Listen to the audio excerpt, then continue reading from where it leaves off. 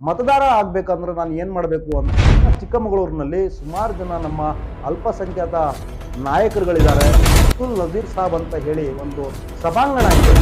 ಯಾವುದೇ ಒಬ್ಬ ಸಚಿವ ಆಗಲಿ, ಶಾಸಕ ಆಗಲಿ ಅಥವಾ ಮುಖ್ಯಮಂತ್ರಿಗಳಾಗಲಿ, ಸಮಾಜ ಸೇವೆ ಅಂದರೆ ಎಲ್ಲ ಧರ್ಮದವ್ರನ್ನ ಸಮಾನವಾಗಿ ನಡ್ಕೊಂಡು ಹೋಗೋಂತಹ ವ್ಯಕ್ತಿಗಳನ್ನ ನಾವು ಆಯ್ಕೆ ಮಾಡುವ ನನ್ನ ಜನಾಂಗದ ಯುವಕರು ಒಂದು ಹೆಲ್ಪಿಂಗ್ ನೇಚರನ್ನು ಪ್ರಾರಂಭ ಮಾಡ್ತಾರೆ. ವೀಕ್ಷಕರೇ, ನಾನು ಹೇಳಿದ್ರಲ್ಲಿ ಏನಾದರೂ ತಪ್ಪಿದ್ರೆ ದಯವಿಟ್ಟು ನೀವು ಕಮೆಂಟಲ್ಲಿ ನನ್ನನ್ನು ಬೈಯಿರಿ, ಹೊಗಳಿ, ಏನಾದರೂ ಮಾಡಿ. ಆದರೆ ಕಮೆಂಟಲ್ಲಿ ನೀವು ನನಗೆ ನನ್ನ ಪ್ರಶ್ನೆಯಿಂದ ತಪ್ಪಿಸ್ಕೊಳ್ಳೋದು ಸುಲಭ ಅಲ್ಲ.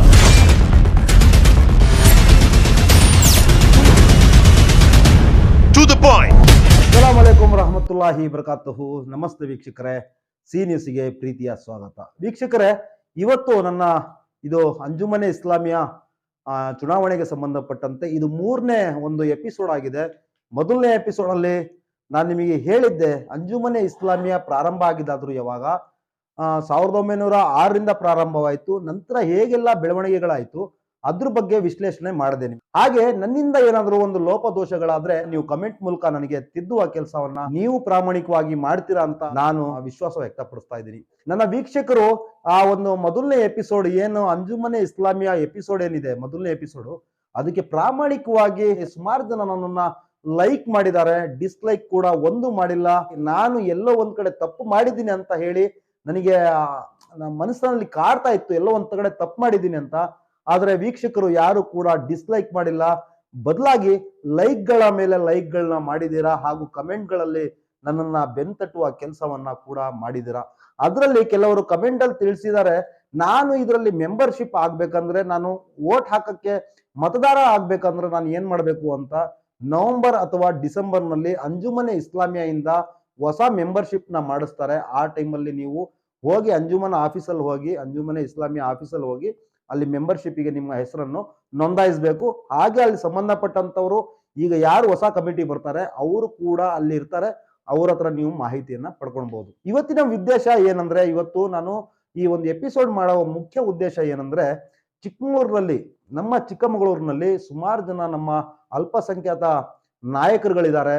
ಅದರಲ್ಲಿ ಪ್ರಮುಖವಾಗಿ ಹೇಳಬೇಕು ಅಂದ್ರೆ, ಸುಮಾರು 100 ವರ್ಷಗಳ ಹಿಂದೆಯಿಂದನೂ ದಾನ ಧರ್ಮ ಅಂತ ಮಾಡ್ಕೊಂಡು ಎಲ್ಲಾ ಜನರನ್ನ ಒಗ್ಗೂಡಿಸಿ ಒಂದು ಧಾರ್ಮಿಕ ಆಚರಣೆಗಳಲ್ಲಿ ಪಾಲ್ಗೊಂಡು, ಎಲ್ಲಾ ಧಾರ್ಮಿಕ ಆಚರಣೆಗಳಲ್ಲೂ ಪಾಲ್ಗೊಂಡು ಜನರ ಸೇವೆಯಲ್ಲಿ ನಿಲ್ತಕ್ಕಂತಹ ವ್ಯಕ್ತಿಗಳು ಇವತ್ತಿಗೂ ಅವರ ಹೆಸರು ಅಜರಾಮರ. ಉದಾಹರಣೆಗೆ ಹೇಳ್ಬೇಕಂದ್ರೆ, ಜಿಲ್ಲಾ ಪಂಚಾಯಿತಿಯಲ್ಲಿ ಅಬ್ದುಲ್ ನಜೀರ್ ಸಾಬ್ ಅಂತ ಹೇಳಿ ಒಂದು ಸಭಾಂಗಣ ಇದೆ. ಯಾವುದೇ ಒಬ್ಬ ಸಚಿವ ಆಗ್ಲಿ, ಶಾಸಕ ಆಗ್ಲಿ ಅಥವಾ ಮುಖ್ಯಮಂತ್ರಿಗಳಾದ್ರೂ ಅಲ್ಲಿ ಅಬ್ದುಲ್ ನಜೀರ್ ಸಾಬ್ ಸಭಾಂಗಣದಲ್ಲಿ ಒಂದು ಸಭೆ ನಡೆಯುತ್ತೆ. ನಮ್ಮ ಜಿಲ್ಲಾ ಆಟದ ಮೈದಾನನು ಕೂಡ ಯಾರೋ ಒಬ್ರು ದಾನ ಮಾಡಿದ್ದಾರೆ ಅಂತ ಹೇಳಿ ಮಾಹಿತಿ ಇದೆ. ಜಿಲ್ಲಾ ಆಟದ ಮೈದಾನದ ಬಗ್ಗೆ ಬೇರೆ ಎಪಿಸೋಡ್ ಅಲ್ಲಿ ನಾನು ನಿಮಗೆ ಮಾಹಿತಿ ನೀಡ್ತೀನಿ. ಈಗ ಇವನು ಯಾಕಪ್ಪ ಇದು ಚುನಾವಣೆಯಿಂದ ಡೈರೆಕ್ಟ್ ಆಗಿ ಕ್ರೀಡಾಂಗಣಕ್ಕೆ ಹೋದಲ್ಲ ಅಂತ ಹೇಳಿ ನೀವು ಪ್ರಶ್ನೆನೂ ಕೂಡ ಮಾಡಬಹುದು. ಯಾಕೆ ಹೇಳ್ತಾ ಇದೀನಿ ಅಂದ್ರೆ, ಸಮಾಜ ಸೇವೆ ಅಲ್ಲಿ ಯಾವುದೇ ಒಂದು ಧರ್ಮಕ್ಕೆ ಸೀಮಿತ ಅಲ್ಲ. ಸಮಾಜ ಸೇವೆ ಅಂದ್ರೆ ಎಲ್ಲ ಧರ್ಮದವ್ರನ್ನ ಸಮಾನವಾಗಿ ನಡ್ಕೊಂಡು ಹೋಗೋಂತಹ ವ್ಯಕ್ತಿಗಳನ್ನ ನಾವು ಆಯ್ಕೆ ಮಾಡುವ ಇವತ್ತಿನ ಸನ್ನಿವೇಶಗಳು ಉದ್ಭವವಾಗಿದೆ. ಹಾಗಾಗಿ ಅಲ್ಪ ಸ್ವಲ್ಪ ರಾಜಕೀಯ ಹಿನ್ನೆಲೆ ಉಳ್ಳವರು, ಅಲ್ಪ ಸ್ವಲ್ಪ ವಿದ್ಯಾಭ್ಯಾಸದಲ್ಲಿ ತೊಡಗಿದಂತಹವರು, ಸ್ವಲ್ಪ ಸಮಾಜದ ಪರಿಜ್ಞಾನ ಇರುವವರು ಈ ಒಂದು ಸಂಸ್ಥೆಯಲ್ಲಿ ಬಂದ್ರೆ ಎಲ್ಲರನ್ನು ಅಣ್ಣ ತಮ್ಮಂದಿರ ರೀತಿಯಲ್ಲಿ ಈ ಒಂದು ಸಮಾಜನ ಕಟ್ಟಕ್ಕೆ ನಾವು ಪ್ರಯತ್ನ ಪಡಬಹುದು. ಅದರಲ್ಲಿ ಈಗ 2019ರಲ್ಲಿ COVID-19 ಅಂತ 2019 ಯಾರು ಮರೀಲಿಕ್ಕಾಗಲ್ಲ. ಅದ್ರಲ್ಲೂ ನಮ್ಮ ಭಾರತ ದೇಶದಲ್ಲಿ 2020ಕ್ಕೆ ದೊಡ್ಡ ಒಂದು ಲಾಕ್ಡೌನ್ ಸಂದರ್ಭ ಬಂತು. ಲಾಕ್ಡೌನ್ ಅಲ್ಲಿ ಎಷ್ಟು ಜನ ನಿರಾಶ್ರಿತರಾದ್ರಂದ್ರೆ ಅದ್ರ ಸಂಖ್ಯೆನೇ ಹೇಳಕ್ಕಾಗಲ್ಲ. ಕೆಲವ್ರ ಮನೆಯಲ್ಲಿ ಒಲೆ ಹಚ್ಚಕ್ಕೆ ಅವ್ರ ಹತ್ರ ಏನು ಒಂದು ಅನ್ನದ ಕಾಳು ಇರಲಿಲ್ಲ. ಅಂತ ಸಂದರ್ಭದಲ್ಲಿ ನನ್ನ ಜನಾಂಗದ ಯುವಕರು ಒಂದು ಹೆಲ್ಪಿಂಗ್ ನೇಚರನ್ನ ಪ್ರಾರಂಭ ಮಾಡ್ತಾರೆ, ಸಹಾಯ ಹಸ್ತವನ್ನ ಮಾಡ್ತಾರೆ. ಅದರಲ್ಲಿ ಪ್ರಮುಖವಾಗಿ ನಾನು ಹೇಳಬೇಕು ಅಂದ್ರೆ CN ಅಕ್ಮಲ್ ಅವರು ಸ್ಯಾನಿಟೈಸ್ ಮಾಡ್ತಾರೆ. ಯಾವುದೋ ಒಂದು ಟ್ಯಾಂಕರ್ ಲಾರಿ, ಯಾವುದೋ ಒಂದು ಪೆಟ್ರೋಲ್ ಟ್ಯಾಂಕರ್ ಲಾರಿನ ತಗೊಂಡು ಬೀದಿಗಳಲ್ಲಿ ಸ್ಯಾನಿಟೈಸರ್ ಮಾಡ್ತಾರೆ. ನಮ್ಮ ಕಮ್ಯುನಿಟಿಯವರು ಅನ್ನೋದು ಒಂದು ಉದ್ದೇಶಕ್ಕೋಸ್ಕರ ನಾನು ಅವ್ರನ್ನ ಹೊಗಳಿ ಮಾತಾಡ್ತಾ ಇದ್ದೀನಿ. ಅವರು ಸ್ಯಾನಿಟೈಸ್ ಮಾಡ್ತಾರೆ. ನಾನು ನೋಡಿರಂಗೆ ನಾನೇ ಅವ್ರ ಸುದ್ದಿ ಪ್ರಚಾರಕ್ಕೆ ನಾನು ಯಾರು ಅವ್ರಂಗೆ ಕರಿತಾ ಇರ್ಲಿಲ್ಲ. ಆದ್ರೂ ಪಬ್ಲಿಕ್ ಅಣ್ಣ ನಮಗೆ ಕಿಟ್ ಕೊಡಕ್ ಬರ್ತಾರಂತೆ, ನೀವು ಇದ್ರೆ ಒಂದು 4 ಕಿಟ್ ಜಾಸ್ತಿ ಕೊಡ್ತಾರೆ, ದಯವಿಟ್ಟು ಬನ್ನಿ ಅನ್ನೋರು. ನಾನು ಹೋಗ್ತಾ ಇದ್ದೆ. ಆ ಸಂದರ್ಭದಲ್ಲಿ ನಾನು ನೋಡ್ತಾ ಇದ್ದೆ. ನನಗೆ ಗೊತ್ತಿರಂಗೆ, ನನ್ನ ಅನುಭವಕ್ಕೆ ಗೊತ್ತಿರಂಗೆ 30,000ಕ್ಕೂ ಹೆಚ್ಚು ಕಿಟ್ಗಳನ್ನ CN ಅಕ್ಮಲ್ ಅವರು ತನ್ನ ವೈಯಕ್ತಿಕ ದುಡ್ಡಲ್ಲಿ ಕೊಟ್ಟಿದ್ದಾರೆ. ಇದನ್ನ ನಾವು ಹೊಗಳಲೇಬೇಕು. ಅವ್ರು ಯಾವುದೇ ಪಕ್ಷದಲ್ಲಿರ್ಬೋದು, ಯಾವುದೇ ಒಂದು ನಾಯಕತ್ವ ಇಲ್ಲಿ ಹೊಂದಿರ್ಬೋದು, ಅದು ನನಗೆ ಮುಖ್ಯ ಅಲ್ಲ. ಆದ್ರೆ ಅವರು ಬಡವರಿಗೋಸ್ಕರ ಒಂದು ನಿರ್ಧಾರ ತಗೊಂಡು ಏನು ಆ ಲಾಕ್ಡೌನ್ ಟೈಮಲ್ಲಿ ಮನೆಯಿಂದ ಹೊರಗಡೆ ಬರಕ್ಕೆ ಎದ್ರವರು ಅಂಥದ್ರಲ್ಲಿ ಆ ಮಾಸ್ಕ್ ಹಾಕೊಂಡೆ, ಹುಡುಗರನ್ನ ಕರ್ಕೊಂಡು, ಯುವಕರನ್ನ ಟೀಮ್ ಕಟ್ಕೊಂಡು ಬೀದಿಯಲ್ಲಿ ಎಲ್ಲ ಸ್ಯಾನಿಟೈಸ್ ಮಾಡಿದ್ರಲ್ಲ, ಅದು ನಾನು ಮೆಚ್ಚಲೇಬೇಕು. Hands up to you CN Akmal. ಹಾಗೆ ಇನ್ನೊಬ್ರು ಇದ್ದಾರೆ, ನಸೀರ್ ಅಹಮದ್ ಅಂತ, ಆಲ್ ಇಂಡಿಯಾ ಮುಸ್ಲಿಂ ಡೆವಲಪ್ಮೆಂಟ್ ಫಾರ್ಮ್ನ ಅಧ್ಯಕ್ಷರು. ಅವರು AMDF. ಅವರು ಆಕ್ಸಿಮೀಟರ್ನ ಪ್ರತಿ ಒಂದು ವಾರ್ಡಿಗೂ ಕೊಡ್ತಾರೆ. ಅದರಲ್ಲಿ ನನಗೂ ಕೂಡ ಸುಮಾರು ನಾನು ಒಂದು 10-15 ಆಕ್ಸಿಮೀಟರ್ನ ತಗೊಂಡು ಬಂದು ಪ್ರಥಮವಾಗಿ ನಮ್ಮ ವಿಜಯಪುರದಲ್ಲಿ ಇರತಕ್ಕಂತಹ ಪ್ಲೇಗಿನಮ್ಮ ದೇವಸ್ಥಾನದಲ್ಲಿ ಆ ಆಕ್ಸಿಮೀಟರ್ನ ಕೊಟ್ಟೆ. ಈ 2 ಬೀದಿಯಲ್ಲಿ ಯಾರಾದ್ರೂ ಪೇಷಂಟ್ಗಳಿದ್ರೆ, ಅವ್ರಿಗೆ ಆಕ್ಸಿಮೀಟರ್ ಇದ್ರೆ ಅವರಿಗೆ ಕೊಟ್ಟು ಕಳಿಸಿ, ಅವ್ರು ಕೊಟ್ಟಾದ ನಂತರ ಅದನ್ನು ಸ್ಯಾನಿಟೈಸರ್ ಮಾಡಿ ದೇವಸ್ಥಾನದಲ್ಲಿ ಇಡಬೇಕು. ದೇವಸ್ಥಾನದಲ್ಲೂ, ಚರ್ಚಲ್ಲೂ, ಮಸೀದಿಗಳಲ್ಲೂ ಈ ರೀತಿ ಒಂದು ಸೋಷಿಯಲ್ ಅವೇರ್ನೆಸ್ ಮೂಡಿಸುವಂತಹ ನಸೀರ್ ಅಹಮದ್ ಅವರು ಕೂಡ ಒಂದು ಸಮಾಜ ಸೇವೆಯಲ್ಲಿ ಪ್ರಮುಖ ಪಾತ್ರ ವಹಿಸಿದ್ದಾರೆ. ಹಾಗೆ ರಾತ್ರಿ ಹೊತ್ತು ಬಸ್ ಸ್ಟ್ಯಾಂಡ್ ಅಲ್ಲಿ ಮಲಗಿರ್ತಾರಲ್ಲ, ಅವರಿಗೆ ಚಳಿ ಆಗ್ಬಾರ್ದು ನವೆಂಬರ್ ತಿಂಗಳಲ್ಲಿ ಅಂತ ಹೇಳಿ ಅಲ್ಲಿ ರಗ್ಗಿನ ವಿತರಣೆ ಕೂಡ ಮಾಡ್ತಾರೆ. ಯಾರು? ನಸೀರ್ ಅಹಮದ್ ಅವರು. ಅವ್ರಿಗೂ ಕೂಡ ನಾನು ಹ್ಯಾಂಡ್ಸ್ ಅಪ್ ಟು ಯು. ಯಾಕೆ ಹೇಳ್ತಾ ಇದ್ದೀನಿ ಇದು ಅಂದ್ರೆ, ಇವರ ಕಾರ್ಯಗಳನ್ನು ನೋಡಿ, ಇವರನ್ನ ನಾನು ಹೊಗಳುತ್ತಿರೋದಾದ್ರೂ ನೋಡಿ, ಒಂದು 4 ಜನ ಯುವಕರು ಹೊಸದಾಗಿ ಸೃಷ್ಟಿಯಾಗಿ ಈ ಸಮಾಜ ಸೇವೆಯಲ್ಲಿ ಪ್ರಮುಖ ಪಾತ್ರ ವಹಿಸ್ತಾರೆ ಅಂತ ಹೇಳಿ ಈ ಅವರ ಹೆಸರನ್ನ ನಾನು ಪ್ರಸ್ತಾಪ ಮಾಡಿದೆ. ಇನ್ನೊಬ್ರು ಹೆಸರು ಹೇಳಬೇಕು. ಅವರು ಬ್ಯಾರಿ ಸಂಘದ ಅಧ್ಯಕ್ಷರು, ಬ್ಯಾರಿ ಅಕಾಡೆಮಿ ಅಧ್ಯಕ್ಷರು ಕೂಡ ಆಗಿದ್ದಾರೆ. ಅವರು ಇಂಪಾಲ್ ನಸೀರ್ ಅಂತ. ಅವರು ಕೂಡ ಕಾಣದ ಕೈಗಳು. ಏನಂದ್ರೆ ಇವತ್ತು ನಾನು ಅವ್ರನ್ನ ಹೆಸರುಗಳನ್ನ ಪ್ರಸ್ತಾಪ ಮಾಡ್ತೀನಿ ಅಂದ್ರೆ, ನಮ್ಮ ಸಮಾಜದಲ್ಲಿ ಸುಮಾರು ಜನ ದಾನಿಗಳಿದ್ದಾರೆ, ದಾನ ಧರ್ಮದಲ್ಲಿ ಪ್ರಮುಖ ಪಾತ್ರ ವಹಿಸಿದವರಿದ್ದಾರೆ. ಯಾವುದೇ ಒಂದು ಪ್ರಚಾರನ ತಗೊಳ್ಳಲ್ಲ. ಆದ್ರೂ ಅವರಿಗೆ ನಾವು ಈ ಒಂದು ಸ್ಥಾನದಲ್ಲಿದ್ದೆ ಅವ್ರನ್ನ ಗುರುತಿಸಿಲ್ಲ ಅಂದ್ರೆ ನಾನು ಇದ್ದು ವೇಸ್ಟು.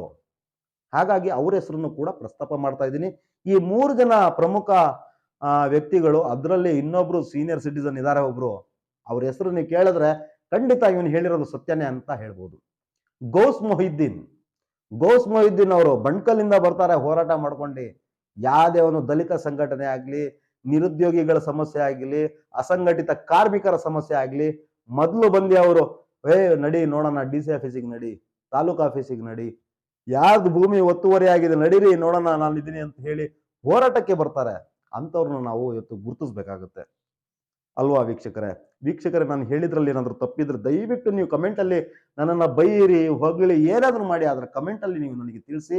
ಮತ್ತೊಮ್ಮೆ ಹೇಳ್ತಾ ಇದ್ದೀನಿ, ಇವ್ರನ್ನೆಲ್ಲ ನಾನು ಯಾಕೆ ಗುರುತಿಸ್ತಾ ಇದ್ದೀನಿ ಅಂದ್ರೆ, ಈ 57 ಜನ ಏನಿದು ಚುನಾವಣೆಯಲ್ಲಿ ಸ್ಪರ್ಧಿಸಿಯಾರಲ್ಲ, 57 ಜನ, 21 ಸ್ಥಾನಕ್ಕೆ 57 ಜನ ಸ್ಪರ್ಧೆ ಮಾಡಿದ್ದಾರೆ.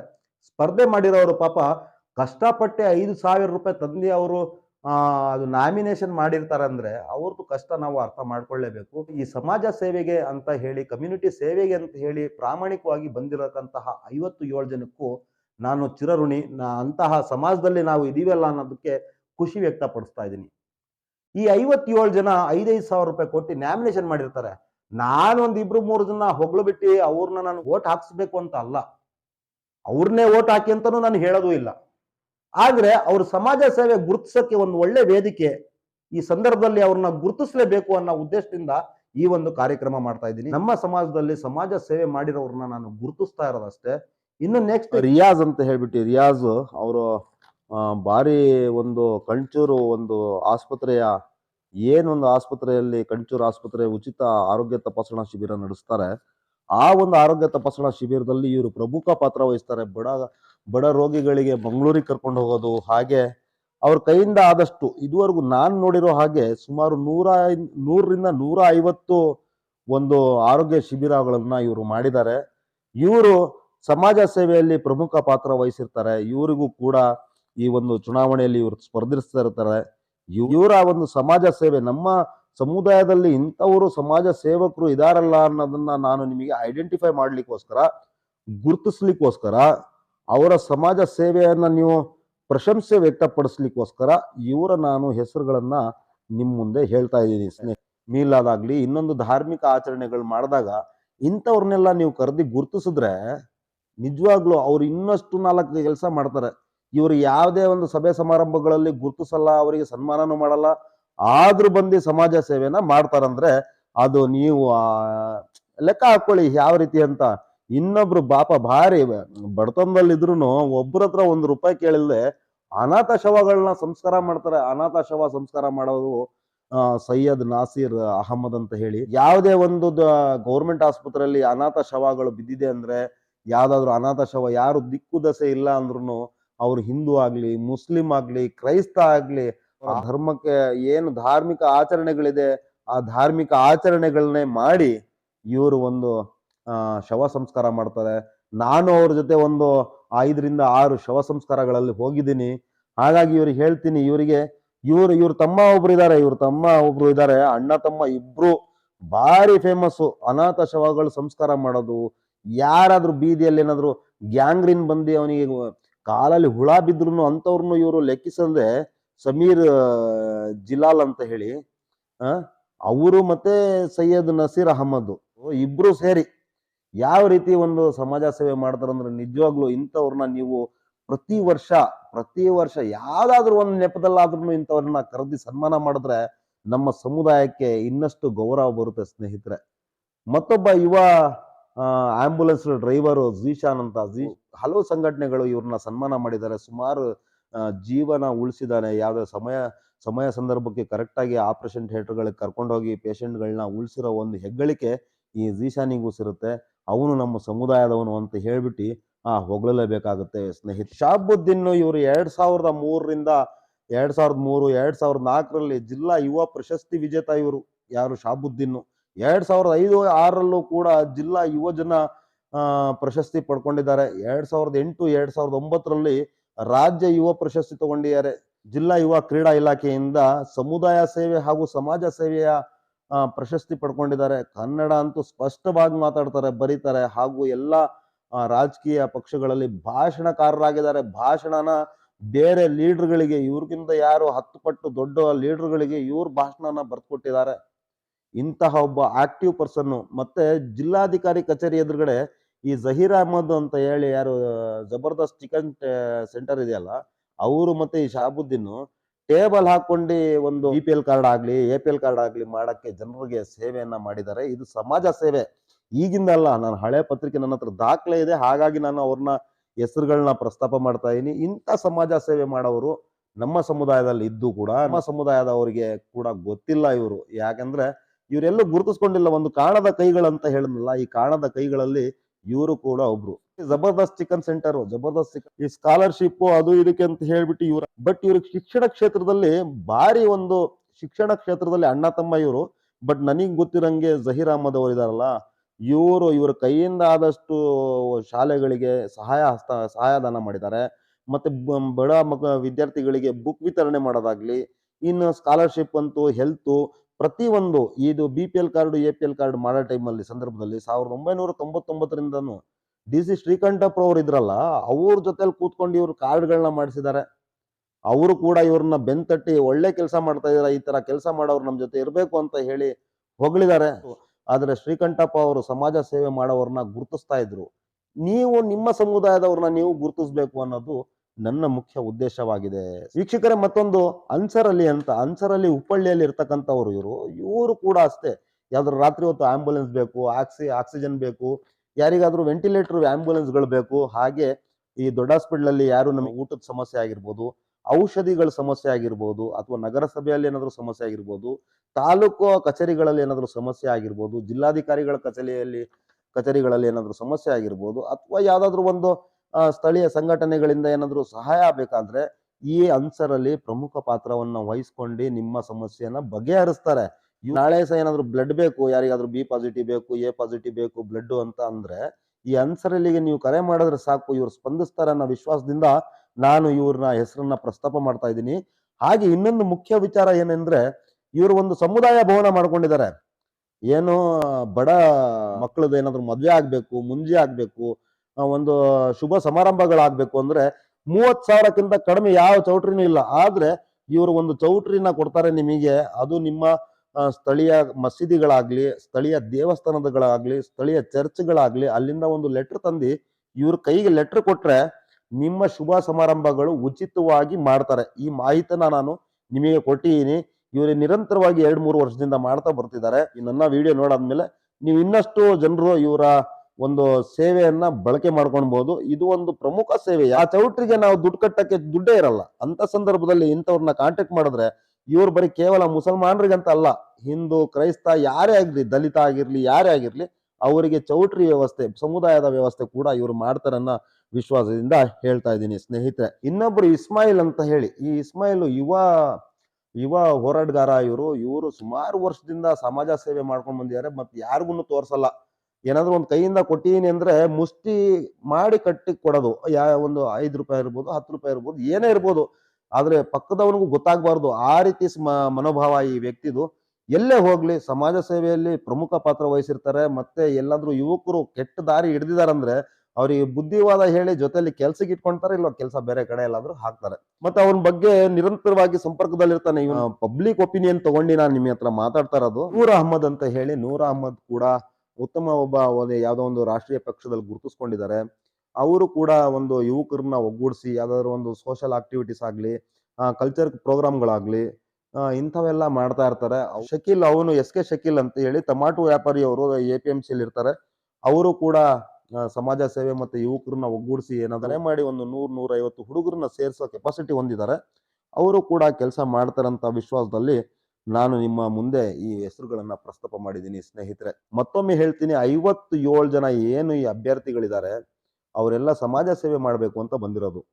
ಮತ್ತೆ ಧರ್ಮ ನಿಷ್ಠೆಯಿಂದ ಧರ್ಮ ಸೇವೆ ಮಾಡಿ ನಾವು ಅಲ್ಲಾಹನ ಕೃಪೆಗೆ ಪಾತ್ರರಾಗಬೇಕು. ಅಲ್ಲಾಹನ ನಾನು ಮಾಡಿರೋ ಕರ್ಮಗಳನ್ನೆಲ್ಲ ಅಟ್ಲೀಸ್ಟ್ ಈ ಒಂದು ಸಮಾಜ ಸೇವೆಯಲ್ಲಿ ನಾನು ಅದನ್ನ ತೊಳೆಯೋ ಕೆಲಸ ಮಾಡೋಣ ಅಂತ ಹೇಳಿ ಮುಂದೆ ಬಂದಿದ್ದಾರೆ. ನಿಜವಾಗ್ಲೂ ಅವ್ರು ಮುಂದೆ ಬಂದಿರೋದು ಅವರು ಗೆದ್ದ ಹಾಗೆ. ಅವರು ಸ್ನೇಹಿತರೆ 57 ಜನಕ್ಕೂ ಕೂಡ ನನ್ನ ಕಡೆಯಿಂದ ಸಿ ನ್ಯೂಸ್ ಕನ್ನಡದಿಂದ ಶುಭಾಶಯಗಳು. ಅವರು ಆಲ್ ದಿ ಬೆಸ್ಟ್, ಅವರಿಗೆ ಒಳ್ಳೇದಾಗ್ಲಿ. ತೋರಿಸ್ತೀನಿ, ನೀವು ನೆನ್ಪಿಟ್ಕೊಂಡು ಮತ ಹಾಕ್ತಿರೋ ಅಥವಾ ಮತ ಹಾಕಲ್ವೋ ಅದು ನನಗೆ ಬೇಡ. ನಾನು ಯಾರನ್ನು ಮತ ಹಾಕಿ ಅಂತಾನು ಕೇಳಲ್ಲ. ಇವ್ರನ್ನೆಲ್ಲ ನೀವು ಆಯ್ಕೆ ಮಾಡಿ ಅಂತಾನು ನಾನು ಕೇಳಲ್ಲ. ಆದ್ರೆ ಅವ್ರು ಸಮಾಜ ಸೇವೆ ಮಾಡಿರೋದು ಅಂತ ನಾನು ಗುರುತಿಸಿದ್ರೆ ಮತ್ತೆ ಮುಂದೆ 4 ಜನ ಬಂದು ಸಮಾಜ ಸೇವೆಯಲ್ಲಿ ಪ್ರಮುಖ ಪಾತ್ರ ವಹಿಸ್ತಾರೆ ಅನ್ನೋ ಉದ್ದೇಶದಿಂದ ನಾನು ಹೇಳ್ತಾ ಇದ್ದೀನಿ. ಇಂತಹ ಯುವಕರೆಲ್ಲ ನಿಜವಾಗ್ಲೂ ಬಂದು ಸಮಾಜ ಸೇವೆಯಲ್ಲಿ ತೊಡ್ಕೊಂಡ್ರೆ ನಮ್ಮಂತಹ ಸಮಾಜ ಇನ್ನು ಎಲ್ಲರೂ ನೋಡ್ತಾರೆ. ಏನಂದ್ರೆ ಇಂತಹ ಸಮಾಜದಲ್ಲಿ ಇಂತಹ ಯುವಕರು ಸಮಾಜ ಸೇವೆಯನ್ನ ಮಾಡ್ತಾರೆ. ಮತ್ತೊಂದು ಪ್ರಮುಖ ವಿಚಾರ ಅಂದ್ರೆ ಕೇವಲ ನಿಮ್ಮ ಸಮಾಜಕ್ಕೆ ಅಲ್ಲ ರೀ, ಎಲ್ಲ ಸಮಾಜದವ್ರನ್ನ ಒಗ್ಗೂಡಿಸಿ ಸಮಾಜ ಸೇವೆಯನ್ನ ಮಾಡಬೇಕು ಅನ್ನೋದನ್ನ ನಾನು ಈ ವಿಚಾರವನ್ನ ವ್ಯಕ್ತಪಡಿಸ್ತಾ ಇದ್ದೀನಿ.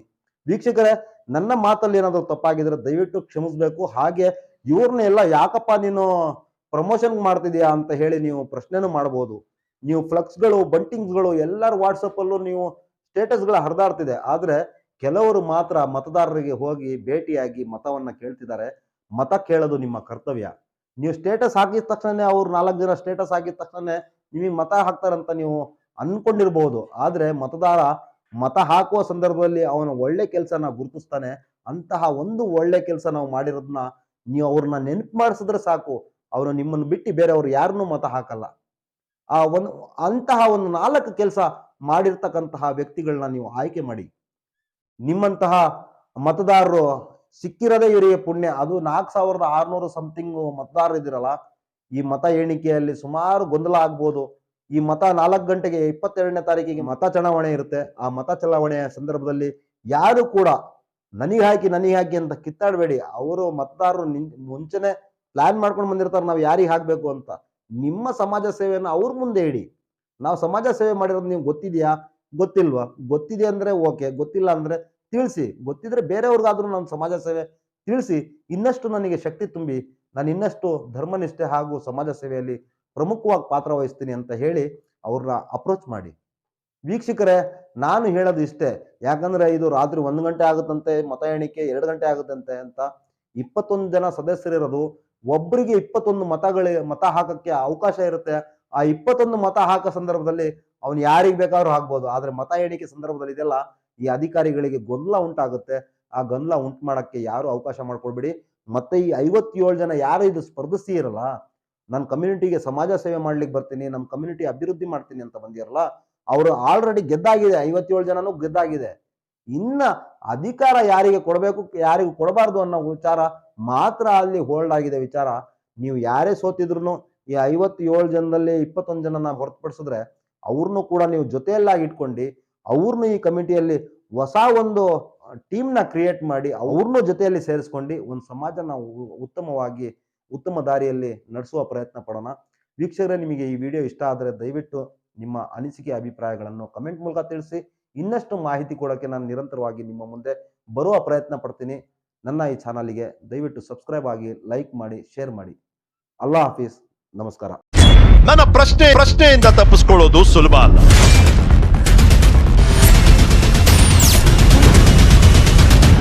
To the point.